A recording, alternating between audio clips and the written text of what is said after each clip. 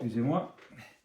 Bien, eh ben, écoutez, voilà. Nous allons reprendre donc avec des règles de jeu qui ne sont pas très diffusées, pour le moins. Et nous allons parler d'un jeu qui est allemand, qui s'appelle le Dick Dack. Dick Dack. Alors, le Dick Dack, il s'écrit comme ça, dans la règle que j'ai trouvée, donc de 1702, hein, donc c'est pas récent. Mais on pouvait le trouver aussi plus souvent avec un K derrière, ici, donc Dack et Dick, Dack, voilà. Donc dans la règle, c'est écrit Dick Dack, et c'est à la suite de la règle du Verkeren que je vous ai déjà proposée dans les précédentes vidéos. Donc c'est une règle de 1702, il y a deux règles de jeu de table. En allemand, le Verkeren, qu'on a déjà vu, et le Dick-Dack. Alors ça, c'est très intéressant, le Dick-Dack, parce que c'est un jeu qui est souvent cité comme étant, en fait, le tic-tac. Bon, le tic-tac, c'est la famille du trick-track, du tocadille, et le tic-tac, bon, ben, on dit qu'il était surtout joué en Angleterre, par exemple, en Hollande, etc. Et autour, c'est une version, disons, c'est pas une version allégée du trick-track, c'est à partir du tocadille, le tocadille a évolué, et on lui a donné d'autres noms comme le tic-tac, le trick-track, et les règles ont changé. Bon, après, ils ont été figés par des auteurs qui ont écrit des traités comme Jolivet sur le trick-track, mais en Angleterre, il y a Cotton notamment, et Willoughby, qui ont écrit les règles du tic-tac. Et c'est un peu figé, si vous voulez, ces règles-là. Puisque à l'époque où il n'y avait pas d'enregistrement sonore, on pouvait vraiment dire que les paroles s'en vont et les écrits restent. Ce qui signifie que c'est pas, ça pouvait être joué différemment. Mais bon, on s'en tient à ce qui est écrit. Et voilà. Et donc, le Dick-Dack. Alors, le Dick-Dack 1702, quand même. Le tic-tac, c'est la deuxième partie du XVIIe siècle, le tic-tac anglais, en Angleterre. Voilà. Vous pouvez voir sur la chaîne, j'en ai vraiment fait le descriptif complet. Mais si on s'intéresse donc à l'Allemagne, on va trouver que le Dick-Dack est cité notamment en 1652. Il est cité en 1652, sans donner les règles, hein, avec d'autres jeux comme le Lurch, je dis en français, le pouf, hein, le contrabouffe, etc., le régal-bouffe, vous voyez, donc il y avait trois sortes de bouffe, c'est ce qu'ils appellent après le pouf en anglais, oui, mais surtout en allemand. Et on en reparlera parce que j'ai aussi trouvé des règles de ces trois versions de pouf. Donc, et le Dick Dacket. Voilà. Voilà, vous voyez, c'est 1652. Et ensuite, on va trouver dans un poème, alors je crois que c'est 1685, on va trouver un poème allemand qui va citer le Dick Dack et le contrapouf, mais aussi le Verkeren. Voilà. Et un autre petit jeu, probablement le Os und Ein. Voilà. Bon. Alors le Verkeren, on l'a vu, le contrapouf, nous le verrons. Et le Dick-Dack, nous allons le voir. Alors le Dick-Dack, on va trouver un peu partout, et ça se comprend. Hein. Phonétiquement, on est très près de Tic-Tac. Donc on dit, bon, ben, le Tic-Tac, c'est une appellation allemande du Tic-Tac. Bien. Mais quand j'ai lu la règle, c'est pas ça. Ce n'est pas ça du tout. Ce n'est pas ça du tout, et je vais vous donner la règle, ça ne va pas être très compliqué à vous donner. Et c'est un jeu qui n'a pas vraiment beaucoup à voir avec le tic-tac. Alors, est-ce que c'était une règle un peu perdue, isolée d'après l'auteur, non, parce qu'il dit que, effectivement, le tic-tac est joué de plusieurs manières, mais que la manière là que je vais vous présenter, c'est la manière la plus utilisée à l'époque, donc en 1702. Donc, comme je vous dis, hein, seuls les écrits restent, et jusqu'à preuve du contraire, jusqu'à ce qu'on ait trouvé une autre règle du tic-tac, on va prendre celle-là pour la règle officielle. Et alors, nous allons passer tout de suite à cette règle. J'enlève donc, comme d'habitude, les noms, le nom, dic-dac, ou on peut mettre un K, bien sûr, dic et dac. Voilà. Et nous allons voir ce jeu. Eh bien, ouais, effectivement, le point de départ, c'est bien le tric-trac ou le tic-tac. On commence de la même manière. Je vais jouer avec les blancs, vous jouez avec les noirs. Ça, si vous connaissez le tric-trac et le tic-tac, vous n'avez pas de souci.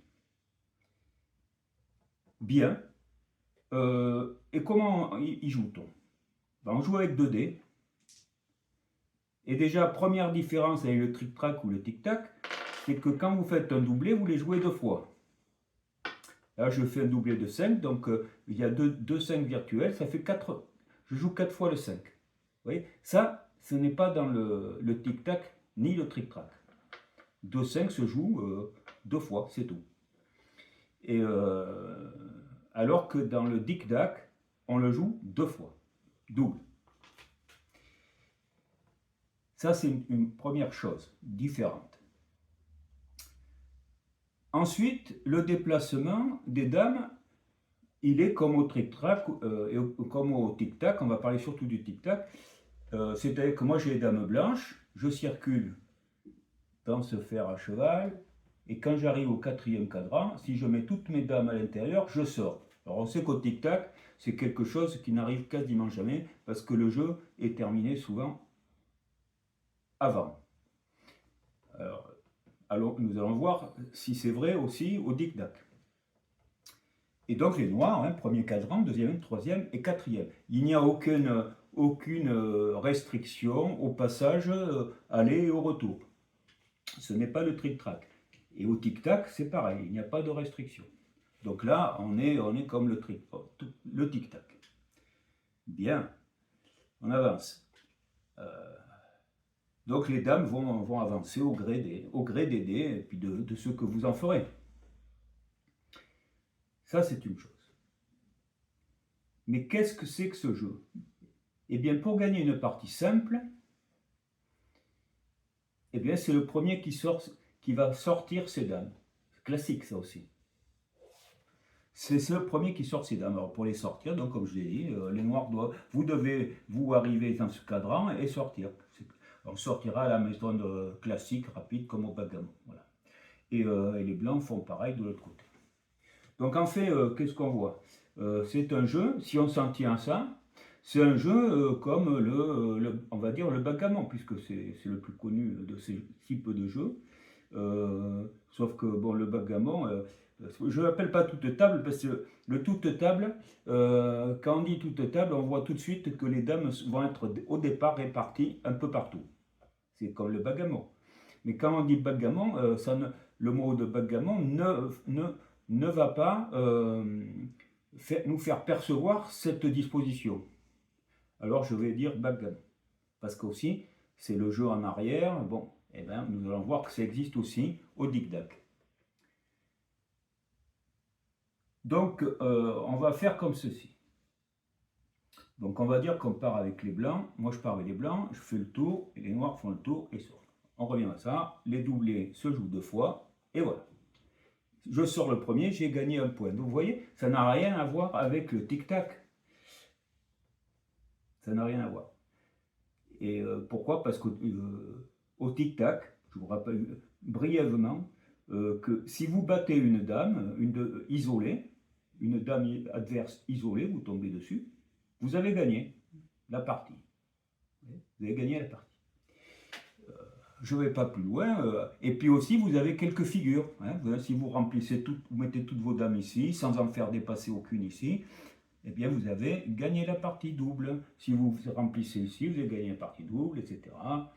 Et, si vous mettez deux dames ici et deux dames ici, vous avez gagné la partie double. Il y a aussi une astuce. Si vous avez une dame, une seule dame, et que vous arrivez à l'amener dans le dernier cadran alors que votre adversaire n'a pas sorti encore une dame de son cadran, vous avez gagné la partie double aussi. Vous voyez. Et d'autres choses. Alors pourquoi je dis ça? Parce que dans le tic-tac, eh bien, il y a effectivement des points du tic-tac. Lesquels? Eh bien, là, il n'y en a pas beaucoup qui restent. Et il y a ce point-là, c'est qu'au cours du jeu, si vous arrivez à mettre deux dames ici, dans ce coin, qu'on appelle le coin de repos au tric-trac, si vous mettez deux dames ici, ou plus, hein, ou trois, et que vous arrivez à en mettre deux ici, vous avez gagné la partie double qui s'arrête, la partie s'arrête immédiatement, vous avez gagné une partie double. Donc vous voyez, ça c'est capital ça. Hein. Deux dames ici, deux dames ici. Vous avez gagné la partie double. Si vous arrivez à amener la première dame, quand vous jouez, la première dame, donc il est dit, si vous avez de la chance de faire des nombres favorables, et que vous arrivez à amener une dame tout autour du tablier, alors, et que le coup suivant, vous arrivez à avoir un nombre de points qui vous amène au talon de l'adversaire, c'est-à-dire que vous aurez couvert les 24 cases du tablier, eh bien, vous aurez gagné une partie double. Et je vais vous donner tout de suite l'exemple qui est donné. On suppose donc que les blancs, on commence, et ils font un doublé de 5. Alors il dit, voilà, vous prenez une fois 5, d'accord, 2 fois 5, d'accord, 3 fois 5, d'accord, et 4 fois 5. Je suis arrivé ici. À un seul coup, je suis arrivé ici. Alors, effectivement, il faut savoir donc qu'au tic-tac, si vous arrivez à faire ça, vous avez gagné. Mais pas au tic-tac. Au tic-tac, il faut absolument faire maintenant les 3 points qui vous restent. Donc, il vous faudra 2 coups. Il vous faudra 2 coups. Il vous faudra 2 coups et donc un 2 coups. Et le deuxième coup, il devrait être de combien? Il devrait être de 2 et As. Voilà. Si vous amenez un 2 et As au deuxième coup, 2 et As, ça vous amène au talon de l'adversaire, vous avez gagné. Et vous avez gagné la partie double. Mais attention, entre-temps, puisque les noirs vont jouer, il ne faut pas que les noirs vous aient battu. Parce que si les noirs vous tombent dessus, vous allez être obligé de repartir au début. Alors qu'au tic-tac, admettons que les noirs aient déjà sorti les dames, donc à ce moment-là, les blancs ne gagnent pas. D'accord? Ils ne gagnent pas. Alors que si, comme ils ont fait tout le tour, on appelle ça le flyer, c'est-à-dire le volant, donc la dame toute seule arrive de l'autre côté, alors que l'autre n'a rien sorti, là, il va gagner deux fois la partie. Mais si elle est sortie, il ne gagnera rien du tout. Et là, il s'expose à quoi? À être battu. Et s'il est battu, c'est terminé. La partie est terminée. Les noirs ont gagné. Donc, une dame battue au tic-tac entraîne la fin du jeu. Mais pas au tic-tac. Pas au tic-tac. La dame est battue. Et c'est ce qui est bien dit, c'est qu'à ce jeu, un des avantages, c'est de pouvoir se faire battre. Alors pourquoi c'est un avantage? Parce que vous allez revenir en arrière et pouvoir, comme au backgammon, c'est le backgammon, vous allez faire un jeu arrière, vous allez pouvoir faire. Voilà. Mais ce n'est pas tout, parce qu'il y a une autre manière importante de gagner une partie double. Et la manière importante, c'est celle-ci. C'est-à-dire que si vous avez une dame isolée, prenons, essayons de... Une dame, vous allez essayer de mettre une dame ici, vous voyez, ici. Et sur mon coup de dé, je fais un doublé. Un doublé de 6. Le doublé de 6, il fait quoi? 6 et 6. Il bat la dame. Alors tout à l'heure, j'ai dit une dame battue au dic-dac ne termine pas la partie. Oui, si c'est un coup simple, c'est-à-dire si les deux dés sont différents. Mais en cas de doublé, alors les noirs ici ont perdu une partie double. Les blancs ont gagné une partie double. Et voilà. Alors ça peut arriver à tout moment de la partie, ça. Hein, avec des doublés d'as, doublés de 2, etc., etc. Donc, nous venons de faire le tour de la question et nous allons donc le résumer à nouveau. Donc, c'est un jeu qui se joue comme le backgammon. On peut faire ce que l'on veut. Les doublés sont joués 2 fois. Si on sort le premier, on a gagné une partie simple. Mais si au cours de la partie, un joueur bat une dame adverse par un doublé, il va gagner une partie double.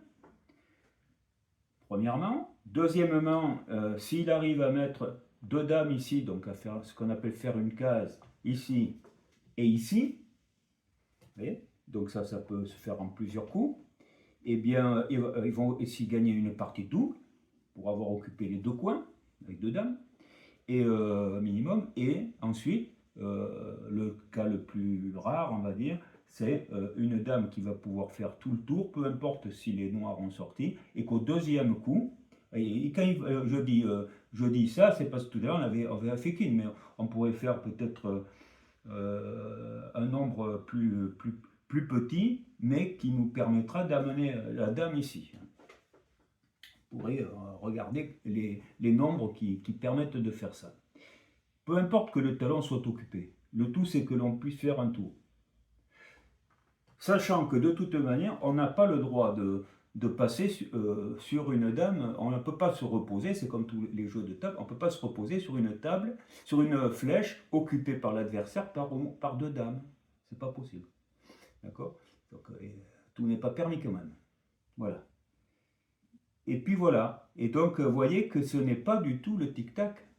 Alors ça emprunte donc la prise des 2 coins, le battage par doublé, ok, et ce qu'on appelait le flyer au tic-tac n'est plus la même chose.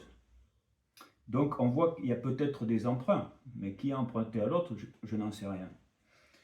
Puisque je vous dis quand même que le tic-tac est cité en 1652. Voilà. Alors que je crois les règles anglaises du tic-tac, c'est un peu après. Mais comment se jouait le tic-tac en 1652? Bon, là, je cite 1702, vous voyez. Entre-temps, il y a le tic-tac hein, qui est anglais. Je n'en sais rien. Mais disons que moi, ce que je peux dire, c'est que c'est la seule règle écrite. Et peut-être que l'appellation tic-tac n'est pas simplement une prononciation allemande, parce qu'après tout, ils ont bien le D, ils ont bien le T aussi. Hein, pas, voilà, il n'y a pas c'est pas une mauvaise prononciation, je pense pas. C'est peut-être pour faire une différence entre le tic-tac et le dic-tac, parce que dans les dictionnaires anciens, on va dire allemand-anglais, voilà, ou allemand-français, on va trouver que le mot tic-tac avec un T, T-I-C-K, T-I-C-K, voilà, on va le trouver. Et là, on parle du dic-dac. Alors, moi, je voulais simplement dire que peut-être qu'il faudrait mettre un bémol à dire que le tic-tac, c'est le tic-tac. Là, je viens vous prouver que ce n'est pas le cas. Et je ne vais pas vous faire de démonstration, ça ne sert à rien. Mais maintenant, vous avez les règles et vous jugez par vous-même. Voilà. C'est tout. Moi, j'ai essayé quand même un peu. Hein. Ce que je peux vous dire, c'est que l'affaire des doublés, vous voyez, autrement c'est un jeu, voilà, c'est le backgammon avec on part tous. Je crois qu'il y en a qui appellent ça aussi le long gammon, bon, mais je ne sais pas d'où vient cette appellation, est sûrement récente. Le long gammon, c'est la même chose, mais sans les possibilités de double, hein, comme je viens de montrer, qui sont empruntées ou qui viennent ou que le tic-tac a emprunté. Je ne peux pas vous dire. Et c'est ça. Et voilà. Et c'est tout ce qu'on peut dire. Alors donc j'ai essayé, et donc le fait des doublés, effectivement, eh ben ça veut dire quoi? C'est qu'il faut faire très attention. Euh, il faut faire très attention à ne pas laisser une dame isolée qui pourrait être battue par doublé. Bon, donc si c'est un doublé, ce sera fatalement un nombre pair. Et maintenant, bon, un coup simple avec deux nombres impairs, ça fera un résultat pair aussi. Donc il faut faire attention à ça. Et la deuxième chose qui est c'est plus important parce que bon, sur un doublé ça va arriver quand même plus rarement, mais par contre si vous commencez à occuper par exemple ici cette case, voilà, et que l'autre occupe aussi celle-là, justement pour éviter que vous remportiez la partie double, à un moment donné il y en a un qui va lâcher prise.